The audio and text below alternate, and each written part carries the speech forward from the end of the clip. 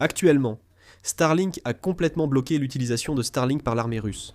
En conséquence, 90% des unités russes déployées sur le front auraient perdu leur connexion de communication. Voilà. En Russie, plusieurs personnalités importantes ont récemment échappé de peu à des tentatives d'assassinat. Aujourd'hui, nous allons examiner ces événements de plus près. Regardons cela tout de suite. Starlink a soudainement coupé l'accès à l'internet satellite utilisé illégalement par l'armée russe, après des négociations entre Mikhailo Fedorov, ministre ukrainien de la Défense, et Elon Musk. Récemment, l'armée russe utilisait Starlink pour communiquer entre unités et fixer des terminaux Starlink sur des drones pour cibler les forces ukrainiennes. Les pertes dues aux drones étant majeures en Ukraine, il fallait absolument y mettre fin. Heureusement, Elon Musk a accepté, ce qui a soudainement coupé l'accès de l'armée russe. Ils ont mis en place une liste blanche pour autoriser seulement les terminaux validés par le gouvernement ukrainien, empêchant l'accès de l'armée russe. Il restait des terminaux Starlink non enregistrés dans l'armée ukrainienne. Mais le fait que l'armée russe ne puisse plus du tout utiliser Starlink était un grand avantage. Ils ont également configuré le système pour que la connexion Internet soit automatiquement coupée sur les appareils se déplaçant à plus de 75 km/h. Cela empêchait l'armée russe d'utiliser Starlink sur des drones ou missiles rapides. Jusqu'ici, elle contournait les sanctions, en introduisant clandestinement des terminaux via des pays tiers. Ils utilisaient les terminaux Starlink fournis à l'Ukraine, car Starlink est très performant. On dit que toutes les unités au front s'en servaient. Mais du jour au lendemain, Starlink a été soudainement coupé. Cela a semé la confusion dans l'armée russe sur le front, limitant même les attaques de drones. Sans communication entre les unités, le commandement et le contrôle sont devenus impossibles. Certains rapports évoquent que 90% des unités russes sur le front avaient perdu leur connexion. Ils en sont même venus à demander des dons de vieux talkies-walkies. Pour vous donner un exemple, à cause de Starlink, les communications ne fonctionnaient plus correctement. Il y a eu plusieurs cas de combat entre groupes de 5 soldats russes près de Kupiansk pendant les affrontements. Là-bas, le système de guerre électronique russe interfère involontairement avec les communications de leurs propres talkies-walkies, ce qui aggrave encore la situation même lorsqu'ils essaient de mettre en place un nouveau système de communication, selon certains rapports. Le chercheur principal Romley, de l'Institut américain de politique étrangère, estime que ce phénomène réduira fortement la capacité des forces russes à utiliser des robots terrestres et à lancer des frappes de missiles à moyenne portée. Le ministère de la Défense ukrainien a aussi estimé que ce blocage de Starlink est efficace. Elon Musk a exprimé son soutien à l'Ukraine et affirmé sur X que les mesures contre l'usage non autorisé de Starlink par les Russes fonctionnent. Il a aussi demandé d'être informé s'il faut agir davantage. La Russie s'est aussitôt mise en alerte. Alexei Jouravliov, premier vice-président de la commission de la défense de la Douma russe, a déclaré aux médias qu'il était imprudent de dépendre de cette technologie et que les actes de Musk prouvaient qu'ils étaient nos ennemis. Mais l'armée russe n'est pas non plus dans une position où elle va rester les bras croisés. Il est vrai que l'armée russe a beaucoup compté sur Starlink, mais en même temps, ils savaient aussi que c'était un moyen instable qui pouvait être coupé à tout moment. C'est pourquoi la Russie a déjà commencé à développer son propre réseau de communication par satellite, dès le début de la guerre. Le problème, c'est de savoir si ce réseau est capable de couvrir le champ de bataille en lançant une constellation de satellites à grande échelle comme Starlink. Les ressources satellitaires dont dispose la Russie sont limitées en nombre, et sa capacité de lancement de satellites n'est plus aussi fluide qu'avant, à cause des sanctions et des problèmes budgétaires. De plus, un réseau de communication par satellite ne se limite pas à mettre des satellites en orbite. Il faut aussi un réseau de relais au sol, un système de cryptage et la distribution des terminaux. Beaucoup estiment qu'il sera difficile pour la Russie de mettre tout cela en place en peu de temps dans la situation de guerre actuelle. C'est pourquoi, de façon réaliste, la Russie cherche des solutions alternatives au réseau satellite. Et l'une des plus courantes est l'utilisation de modems cellulaires équipés de cartes SIM ukrainiennes. En réalité, il a été révélé à plusieurs reprises que l'armée russe a tenté de maintenir ses communications tactiques, en prenant le contrôle des stations de base dans les zones occupées en Ukraine ou en détournant les réseaux de communication civile.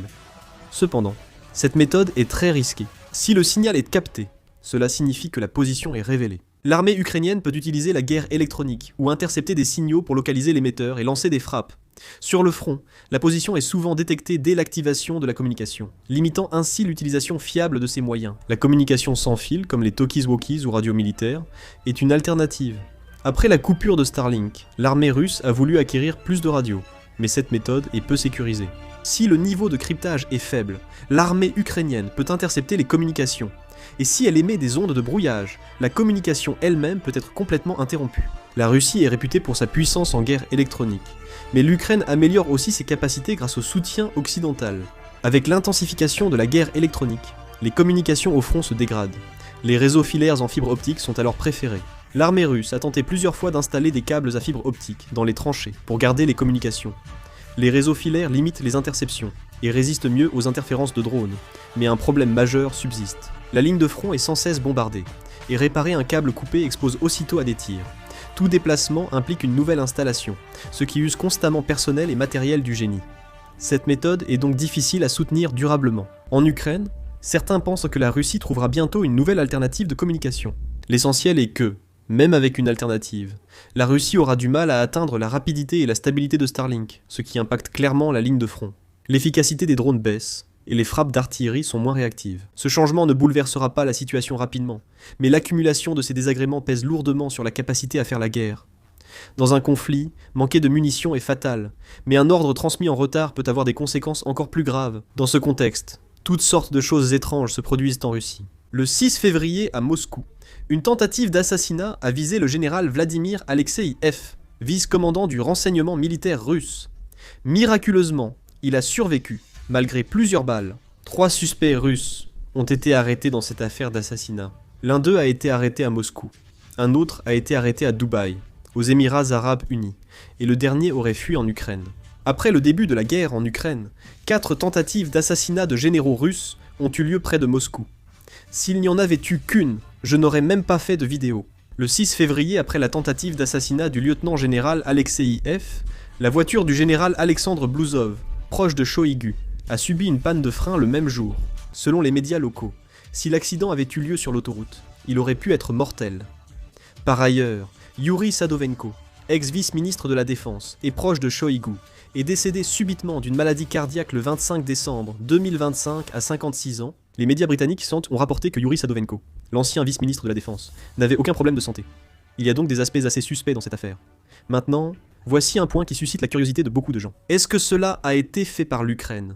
Ou bien est-ce que c'est une opération interne de la part de Poutine pour éliminer ses propres alliés ? C'est la question.